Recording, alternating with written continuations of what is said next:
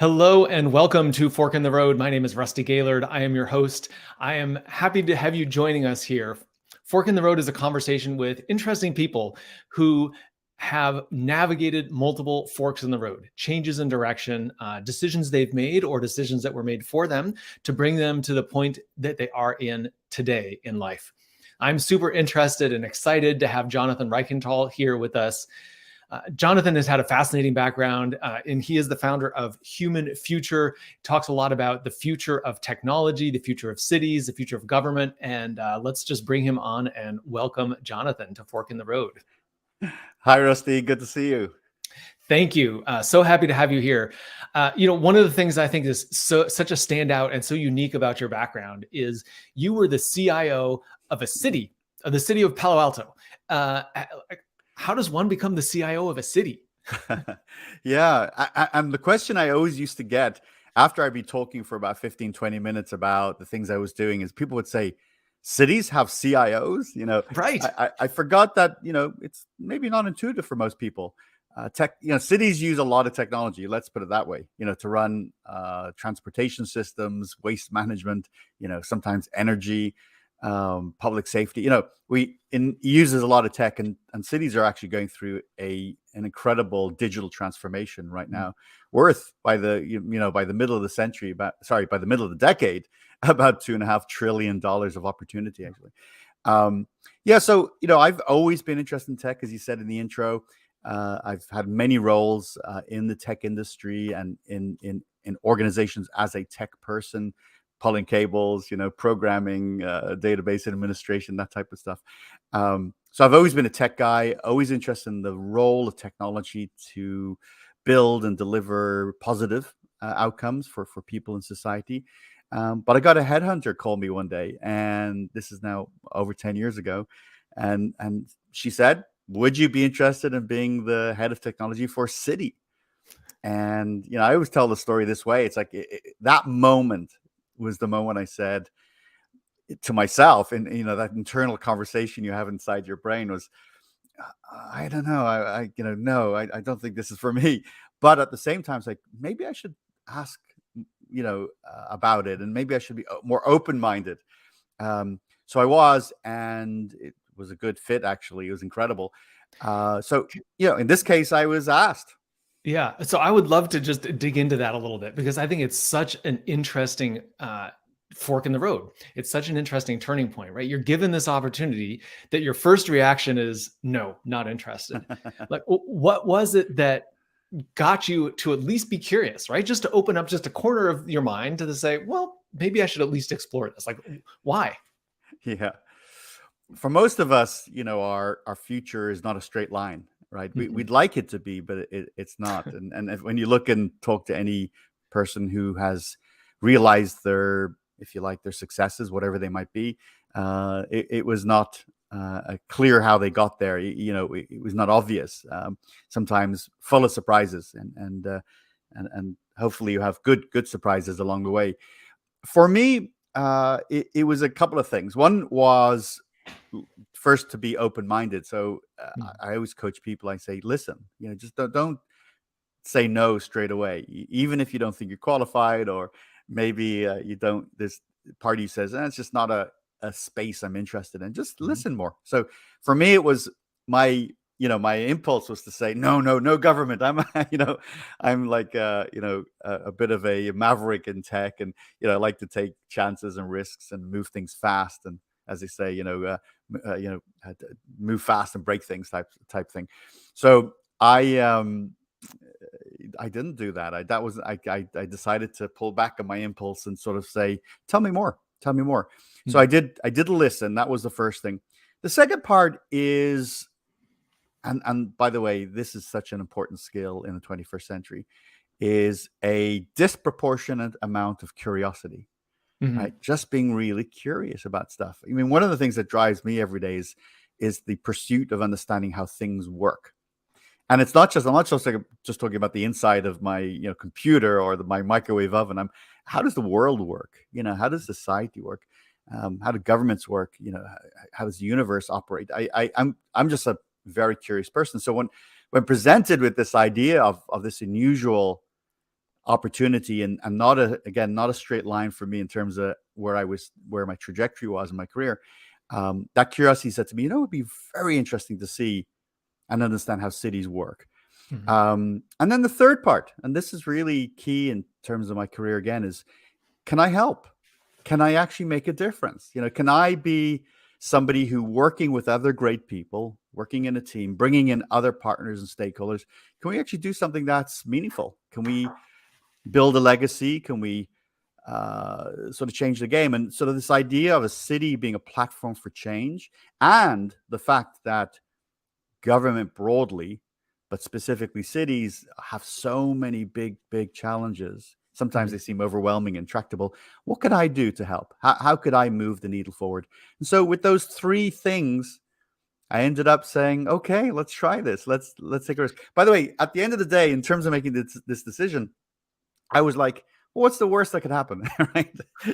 Maybe I spend a year, it's not a good fit. It's not for me. I'll do something else. I'll move on. So, it was a measured risk in some ways. It was a bit bolder than I was used to, but it wasn't the worst decision I could make in the world.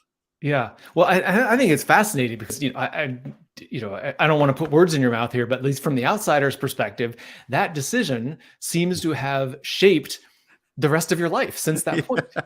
Not only the subsequent years where you were the CIO of the city of Palo Alto, but subsequent years, right, where that has become an area of interest and expertise for you in your life. So, could you ever even have imagined that decision at that point would change the trajectory of your life? No, that's absolutely right. There's no way, even going back, 5 years prior to me taking that opportunity, would I have imagined I'd be the leader of a city and here in California. The kind of the summary on this is, I was going to go to the city. My plan was take the opportunity, make a difference, try to create positive change. I would change the city working with my team. And really what happened was the city changed me. That's the actual big story here. We did a lot of change, and I hope people would agree that we really created a difference and created models for better government and better cities. But the takeaway for me personally was that it, as you used to use your word, it shaped my future. I didn't realize that it would be such a compelling and important topic for me. It would hit all the things I love to do, whether it's to be a coach and an educator, to see the positive outcomes of using tech in a very unique way. So yeah, I fell in love with cities. I had the opportunity then to speak with and work with city leaders all over the world. And actually, that's what finally prompted me to sort of say, it's time for me to do this in a bigger way. I'm spending all my time and all my energy on one city, and it was fabulous. But perhaps now I should break away, move away from the city and do this on a global scale myself and build a business around it. And that's exactly what I did. So the building this business, this human future company, where I advise governments, writing what has become the book on the future cities, believe it or not, Smart Cities for Dummies. But it's not for dummies, okay? It's for everybody who wants to understand cities, where they're headed, and anybody who runs a city or works in a city. So it's got a big audience, and it's been a global success story. Yeah. Well, so I was going to ask you about that transition point, about how do you know when it's time to go? But it sounds like you knew, because you were ready to take the impact scale the impact you were having, right, beyond just one city out to the rest of the world. So thinking about that, I'd love to just dig in a little bit to your view on cities, and why are cities at the center of the change that's coming in the next decades? Yeah. By the way, just wanted to comment on that thought though about when to make the change, because I know it's core to your whole thesis here. In my life, as I look back on the careers, I actually was a little slower in making those tough choices. And my guidance would be, if you feel it and you're anticipating it, you probably should move a little bit faster. I would have liked to have moved between my opportunities a little faster. And so I stayed longer in places I shouldn't have. And so, we could reflect on that during another podcast, but I think that was a takeaway there.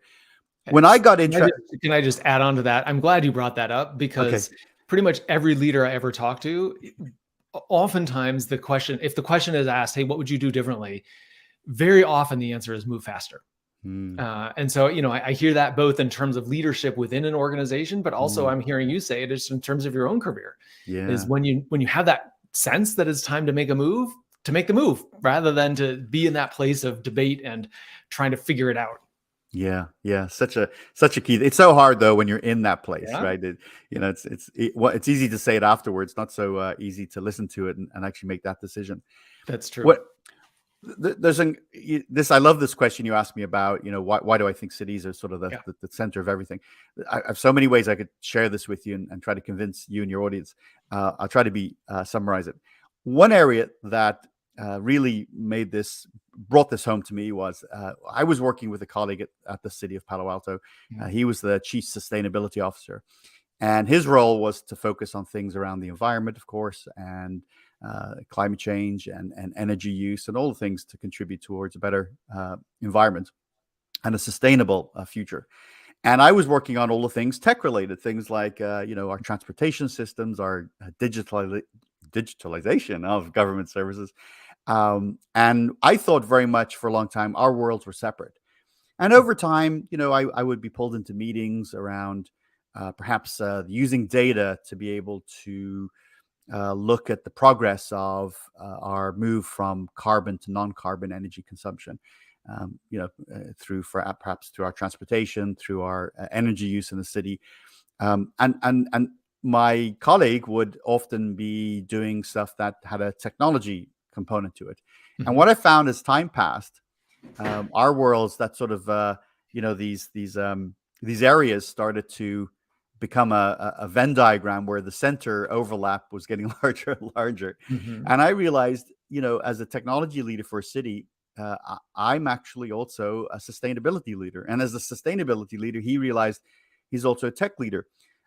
So as I began to think of that more broadly, I recognized that, the work I was doing as a technology leader would touch so many aspects of human life, whether it was the existential crisis of climate change, the questions of education, of healthcare, of public safety, of land use, and on and on. And each of these areas are sort of fundamental to what it means to be human today. And, the vast majority of us are living in cities, and this will be the century of cities. If we're going to make a change, if we're going to have a better future, and by the way, my vision today is to create opportunity where more people have a higher quality of life. That's really my core mission and vision. The place where we will do that, the central place and context, will be cities. There's no other way we can make such great change in any aspect of life. So interesting. I mean, what would you say to people who so much of their energy and direction is focused on national politics, maybe state level politics in the US? And yet you're making the case that a lot of the real opportunity and the change happens at the city level. And yet it's, for many people, it's not their area of focus. What would you say to that? Well, just being US centric for a moment, if you think about how many people know folks who work in federal government, the answer is probably no, like zero. And you might say, well, what role does the federal government have in my life?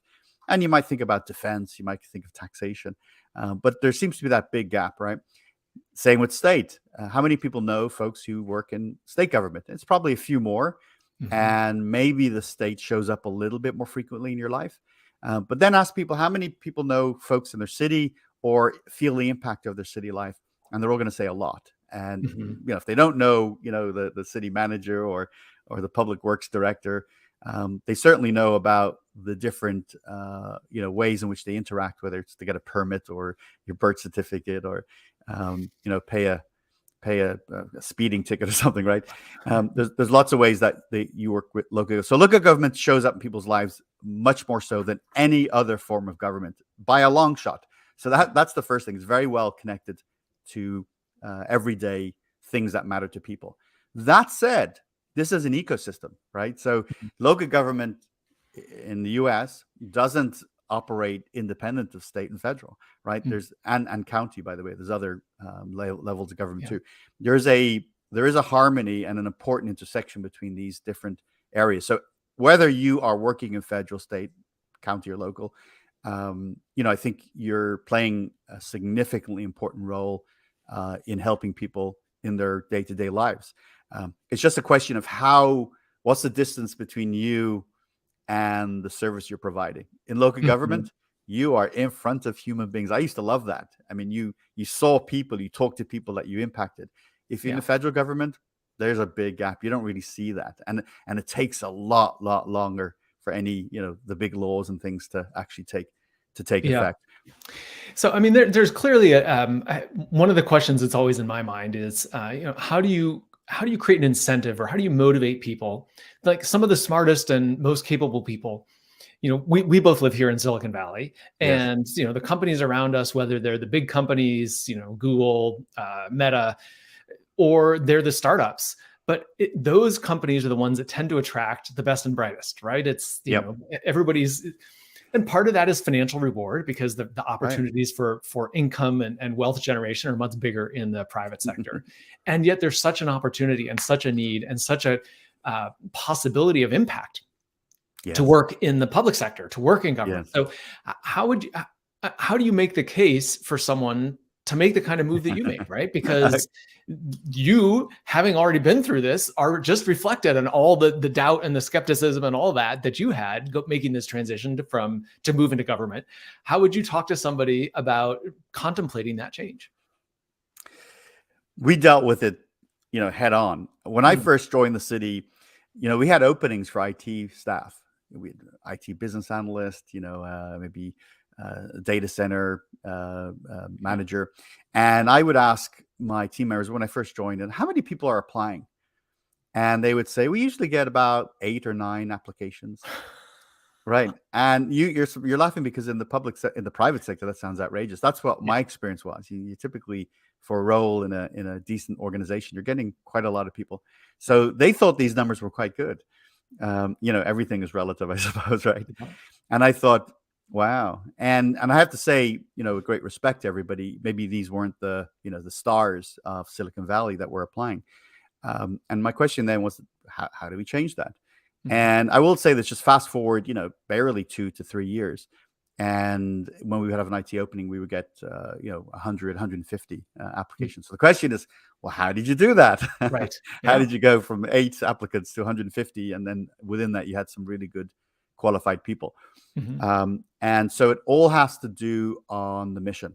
It all has to do with what you're actually selling, right? And so if you say, a government places an ad and it's like, it's sort of a boring, 1980s, 1990s, would you like to be in data processing in a city government? If you sell the opportunity like that, you haven't moved on. You haven't actually embraced the 21st century. Instead, we completely reinvented this. Our pitch was, do you want to do meaningful work every day that makes a difference in people's lives? And we're going to give you the opportunity and the space to do innovative things in a government context. In addition, my own work and that of my team was about raising the profile of our team, winning awards, for being recognized for the work we were doing. Myself being very, very public. I'm a very public person. Talking about the opportunity to change the world through cities and creating a really strong vision. These things all began to change the dynamic. People wanted to be part of it. They wanted to be part of that thing. Now, the last point I would just make is, if you go back just a few years and people think about this, we're thinking this way, and by the way, still think this way, is there was this perception that, I'm in a part of my life where I don't want to be too stressed and I want all the reliability of a job. And so government seems like a good place to go for 10 years or until I retire. I think that's not really consistent with, the future of work right now. We are embracing roles where we may have many in our career. We want to drive not just repetition and sort of like waiting for the paycheck, but actually do stuff that matters. So I said to people when they would come and interview, I said, You may be pondering these. You may be curious about working with me and this position, and perhaps you're coming in with your mentality is, I need to be convinced to take this job as opposed to I want this job. My view is come for 3 years, come for 2 years, make a difference, and then go back to Facebook or Google. Make the big money. You're never going to make money with me. You're never going to make money in a city. You're not going to become rich in a city. And that's right, because that's not why you do it. But wow, can you make a difference? And can you wake up every day knowing that your work is valued and meaningful? And that was a big driver, right? That people will come and do that for a couple of years. You don't have to spend the next 15, 20 years doing routine work that, it's just sort of like you're riding out to your retirement. Mm-hmm. By the way, I wasn't interested in people like that. Well, I love that, because what you're doing is you're lowering the stakes for people, right? If you make a decision to come work for the city, and you're helping others, by the way, come to their own fork in the road kind of decision, but you could invest 2 years, 3 years, which in the grand scheme of a career is pretty minimal, to go make a real difference. And then you can go back to one of these other companies and continue to pick up your career there and continue to get the financial rewards that you won't get in the city. Yeah. And I love that, because, so many people say, well, gosh, if I take this job, is it going to change my career? Am I going to be stuck there? Does that mean that's where I'm going to be for the rest of my life?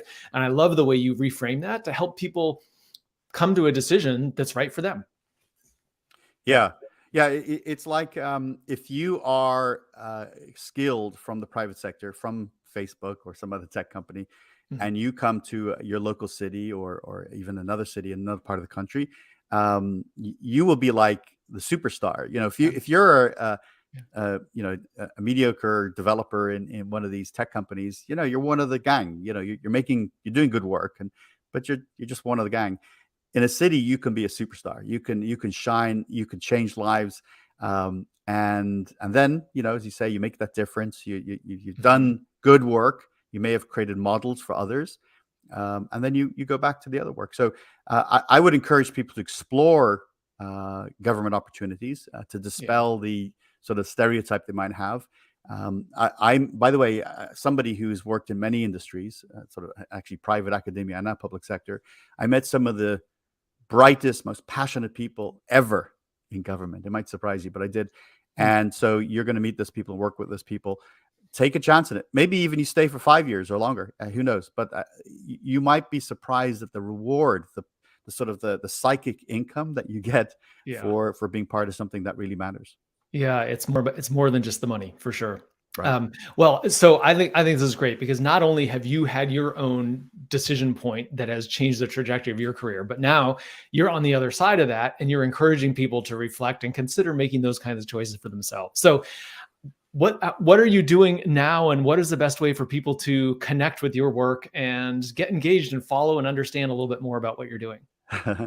Well, coming out of the worst of COVID right now, at least, and crossing our fingers, maybe we're in a better place for a long time to come. Business is improving everywhere. My own business is growing very rapidly this year, which is I'm thrilled and humbled by that. The demands about city needs were pending, and now the buyers are ready to execute. So we're seeing that. So I'm doing a lot of strategy and educational work with a whole range of organizations and city organizations around the world. A lot happening in the Middle East right now, which is really incredible. I'm also writing 2 books concurrently right now. I'm writing a book on the future of money. It's really about cryptocurrency, and also a book about data and data governance. The book about crypto, people are like, that makes sense because I've done so much work on blockchain and crypto. But then they say, well, why data? Why data governance? I'm like, that is the engine that is driving all the change in the world today is the abundance of data we have, whether it's in city life or beyond. To get in contact with me, well, I'm very accessible, as you know. I would encourage people to connect with me on LinkedIn, very simply, and I'm on Twitter. And that's another way you can reach out. I have my own website, Reichental.com, just my last name.com. And there's a whole lot of links there to my work on, my connections on Instagram and on YouTube, the typical channels where if you're interested in my work, you can see it. Or if you want to reach out, connect with me, just have a chat. Let's talk about this stuff, or anything else. I'm very, very connectable and reachable. Yeah.